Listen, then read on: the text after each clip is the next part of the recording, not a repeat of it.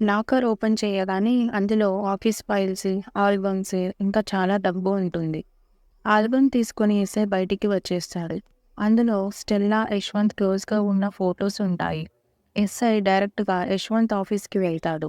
ఎందుకంటే స్టెల్లాకి ఈ మర్డర్‌కి ఏదో సంబంధం ఉంది అని బలంగా నమ్ముతాడు. స్టెల్లాని పోలీస్ స్టేషన్‌కి రమ్మని చెప్పి తీసుకువెళ్తారు.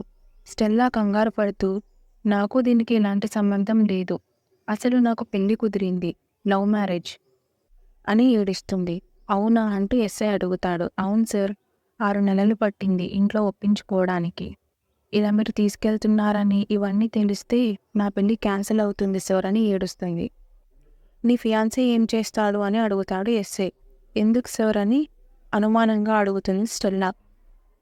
లేదమ్మా జస్ట్ క్యాజువల్‌గా అడుగుతున్నాను అని అంటాడు ఎస్ఐ. తను ఒక ఫార్మసీ కంపెనీలో వర్క్ చేస్తున్నాడు సార్ అని అంటుంది. స్టెల్లా కాల్ డేటాను అంతా చెక్ చేసి తనని ఇంటికి పంపించేస్తారు. తర్వాత స్టెల్లా బాయ్ ఫ్రెండ్ అయిన సుశాంత్ కోసం ఫార్మసీ కంపెనీకి వెళ్తారు ఎస్ఐ ఇంకా కానిస్టేబుల్స్.